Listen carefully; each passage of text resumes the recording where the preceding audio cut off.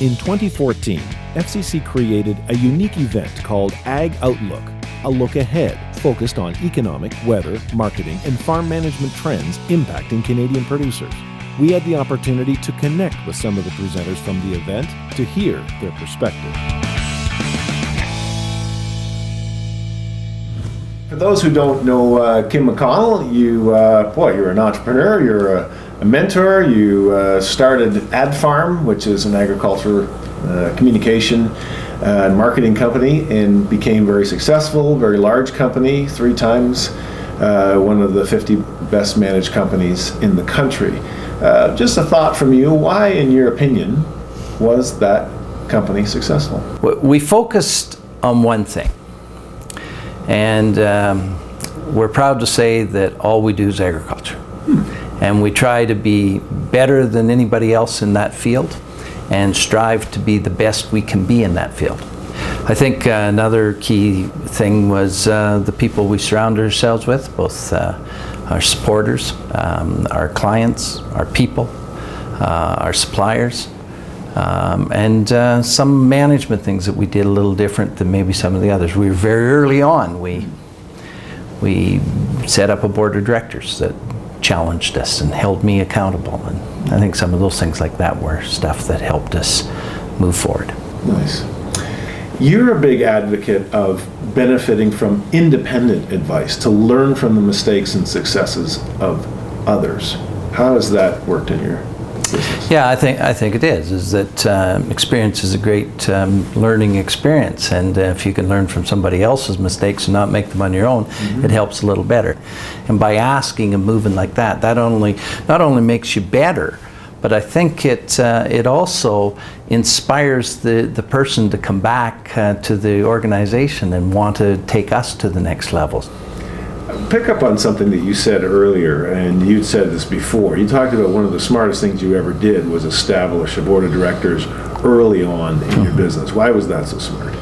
A few things, Kevin, that did. The first thing is that it brought insights from other areas and experiences from other areas, and that helped our business.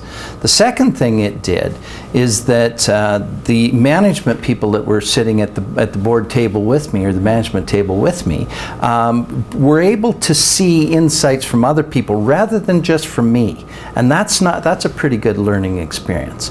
And the third thing, and probably the most important thing, is that it held me accountable. You know, a board of directors may sound a little overwhelming.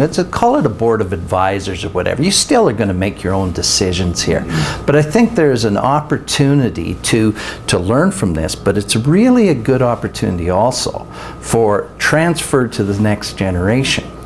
Because they can look at things a little bit different than mom and dad or the next generation, and maybe see some different things that can help ease and ask some questions that maybe around family businesses don't always get asked. Okay, so on that level then, if I was going to select a board of directors, am I picking family? Am I picking neighbors? Am I picking people who necessarily know anything about my farm or about agriculture? Who are these people? I think you pick people that you truly respect and you have value for, and are along the same values as you. So that's the first important thing.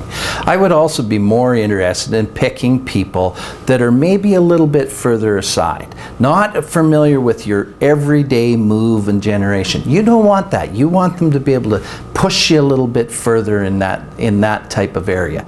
If I'm looking at a period where I'm going to be transitioning over a family, from one generation to the other, I might be interested in a successful person that had done that maybe in a car dealership or something like that, and probably not close to home.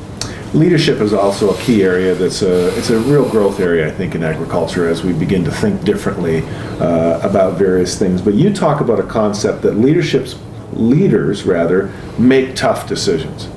Now, that almost sounds like an obvious statement, but are you, by saying that, suggesting that we're afraid to make tough decisions, or we're just not making any decisions at all? What's behind that? Well, I think if I look at our success, is that first off, success is a team sport, and but often failure is more derived from leadership position. And the times that we did the best was when I was out and about, I was thinking ahead, I was inspiring our people, I was making sure I was on top and giving them resources that we needed to be able to do things.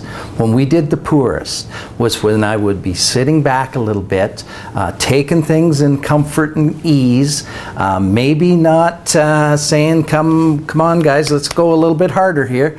We got to do some things, and sometimes if we face a changing circumstance, what kind of changes do you need to make?